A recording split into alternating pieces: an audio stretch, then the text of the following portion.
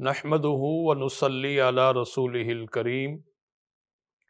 بسم اللہ الرحمن الرحیم۔ محترم ناظرین کرام، میم ٹی وی سے آپ کا میزبان مقرر شوکت حسین سیالوی پروگرام ہماری اصلاح احادیث کی روشنی میں حاضر خدمت ہے۔ محترم ناظرین کرام، ماہ رمضان المبارک اپنی تمام تر برکتوں اور رحمتوں اور وجاہتوں کا پہلا عشرہ جاری اور ساری ہے، اور الحمدللہ آج ہمارا یہ چھٹا پروگرام ہے اور 6 رمضان المبارک ہے، اور دین مبین کی برکتیں یقیناً ہم اپنے دامن میں سمیٹنے کی سعادت حاصل کر رہے ہیں۔ اللہ تعالی ہم سب کو قرآن و سنت کو پڑھنے کی، سمجھنے کی اور قرآن و سنت کو سن کر عمل کرنے کی توفیق عطا فرمائے۔ محترم ناظرین کرام،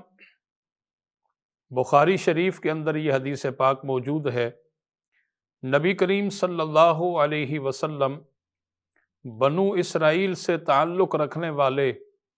ایک گنہگار شخص کا واقعہ بیان فرماتے ہیں۔ سرکار صلی اللہ علیہ وسلم نے ارشاد فرمایا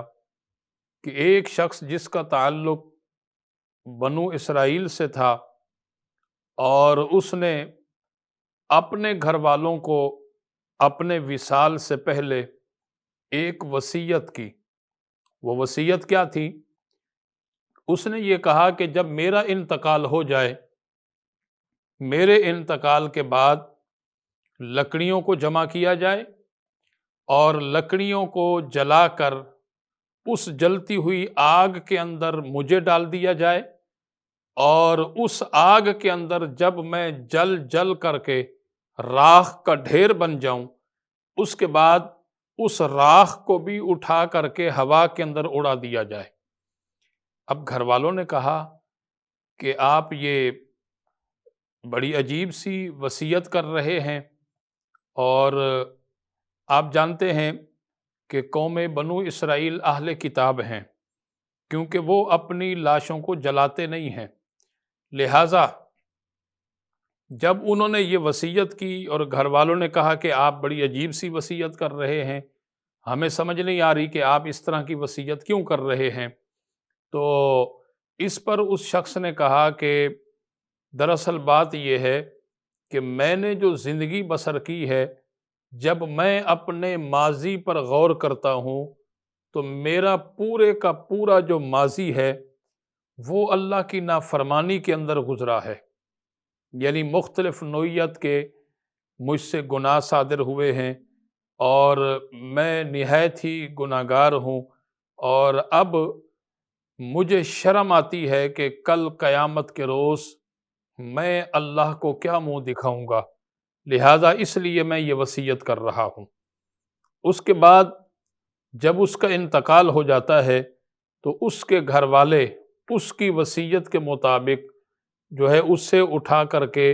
جلتی ہوئی آگ کے اندر ڈال دیتے ہیں۔ محترم ناظرین کرام، اس آگ کے اندر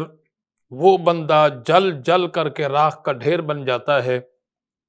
اور جب وہ راکھ کا ڈھیر بن جاتا ہے اور اس کے بعد اس کی راکھ کو بھی اٹھا کر کے ہوا کے اندر اس کی وصیت کے مطابق اڑا دیا جاتا ہے، اور جب اس کی راکھ کو بھی اڑا دیا گیا،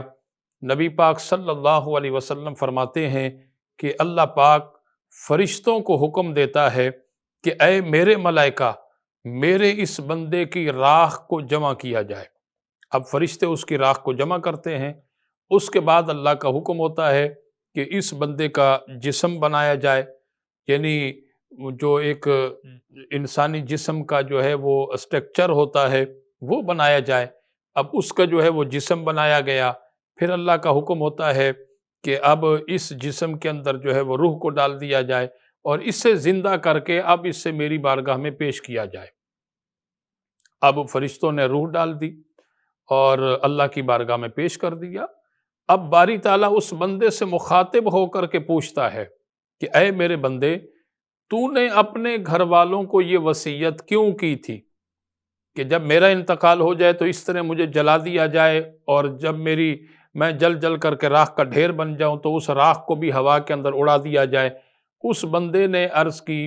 کہ باری تعالیٰ، وہ عرض کرے گا باری تعالیٰ دراصل بات یہ ہے کہ میں نہایت ہی گناہ گار ہوں، سیاہ کار ہوں، میں نے کوئی نیک کام نہیں کیا، ساری زندگی میں تیری نافرمانی کرتا رہا، لہٰذا تیرے ڈر اور تیرے خوف کی وجہ سے میں نے یہ وصیت کی اپنے گھر والوں کو، اور میں اب اپنے آپ کو اس قابل ہی نہیں سمجھتا کہ میں تیری بارگاہ میں کھڑے ہو کر کے جواب دے سکوں۔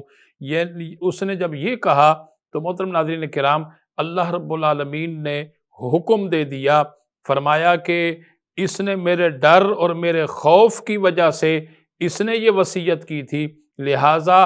مجھ سے یہ جو ڈرا ہے، اس نے خوف کھایا ہے، اس ڈر اور خوف کی وجہ سے میں نے اس کی بخشش اور مغفرت کر دی ہے۔ تو محترم ناظرین کرام،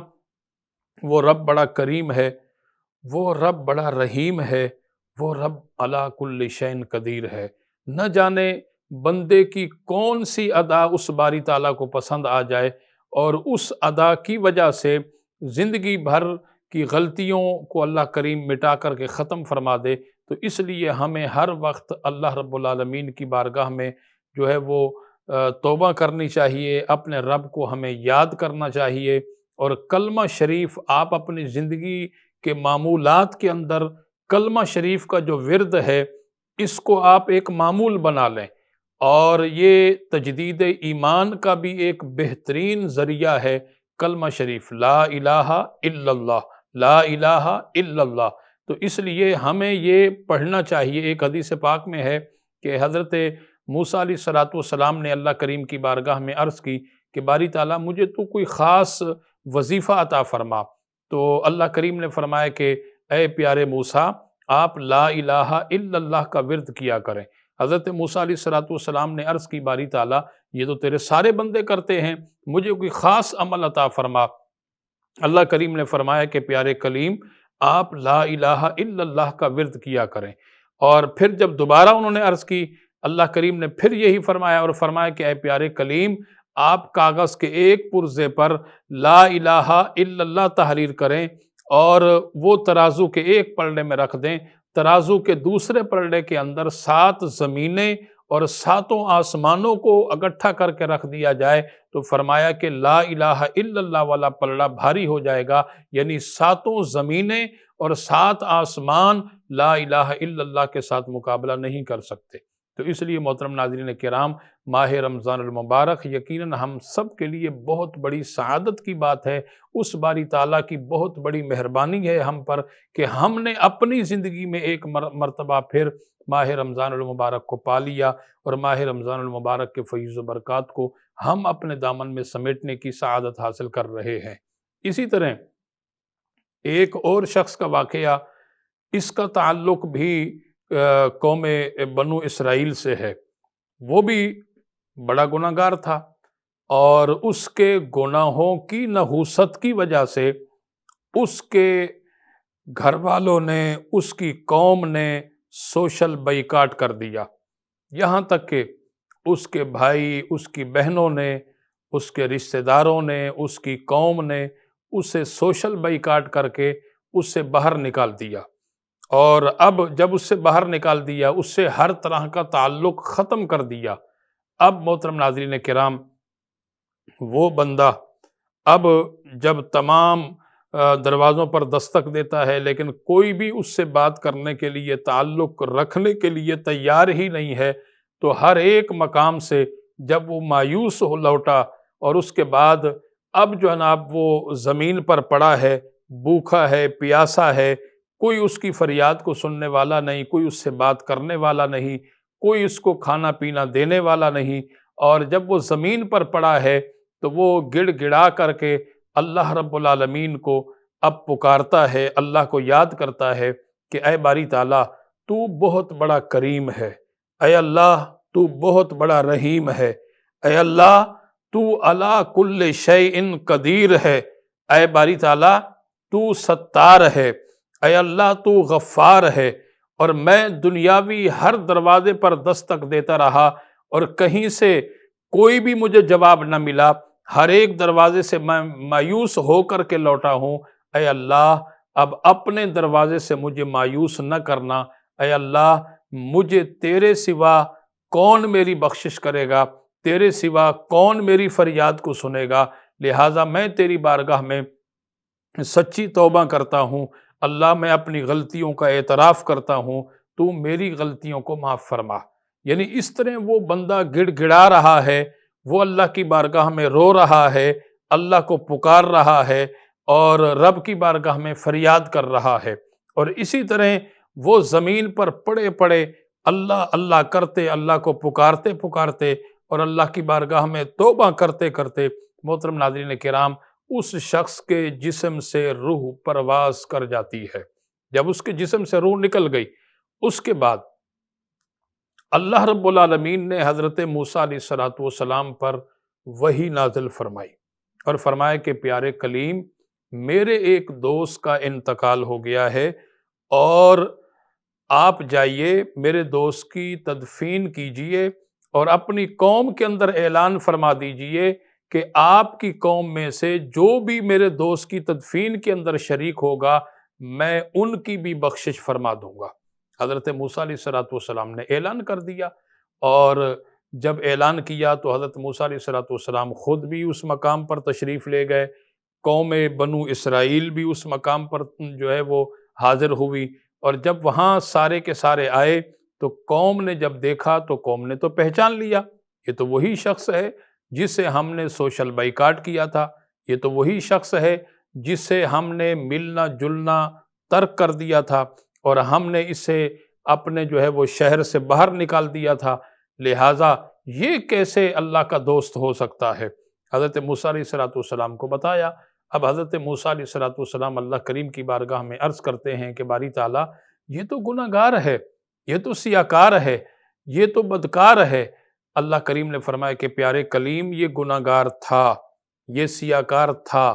اب یہ نیکوکار بن گیا ہے، اور اب یہ میرا دوست بن چکا ہے، لہٰذا اب جو بھی اس کی تدفین کے اندر شریک ہوگا، میں ان کی بھی بخشش کر دوں گا۔ اور اس کے بعد اللہ کریم نے فرمایا کہ پیارے کلیم، اس نے تو میری بارگاہ میں صرف اپنی بخشش کا سوال کیا ہے، اے پیارے کلیم مجھے اپنی عزت و جلال کی قسم ہے، اگرچہ یہ پوری قوم کی بخشش کے لیے دعا کرتا تو آج میں پوری قوم کی بخشش اور مغفرت کر دیتا، لہٰذا جو بھی اس کی تدفین کے اندر شریک ہوگا میں ان کی بھی بخشش اور مغفرت کر دوں گا۔ تو محترم ناظرین کرام، اللہ بڑا کریم ہے، اس لیے بندہ جب اس کی بارگاہ میں جو ہے وہ عجز و انکساری کا مظاہرہ کرتا ہے، اس کی بارگاہ میں اپنی غلطیوں کا اعتراف کرتا ہے، سرکار نے ارشاد فرمایا کہ ان العبد، بے شک بندہ اذا اعترف، اپنی غلطی کا اعتراف کرے، ثم تاب، پھر توبہ کرے، تاب اللہ علیہ، اللہ اس کی توبہ کو قبول فرما لیتا ہے۔ تو لہٰذا ہمیں اللہ کی بارگاہ میں ہر وقت توبہ کرنی چاہیے۔ دعا ہے کہ اللہ تعالی ہمیں ان تمام باتوں کو سمجھنے کی اور سمجھ کر کے ان تمام باتوں پر عمل کرنے کی توفیق عطا فرمائے۔ کل تک اپنے میزبان مقرر شوکت حسین سیالوی کو اجازت دیجیے۔ والسلام علیکم ورحمۃ اللہ وبرکاتہ۔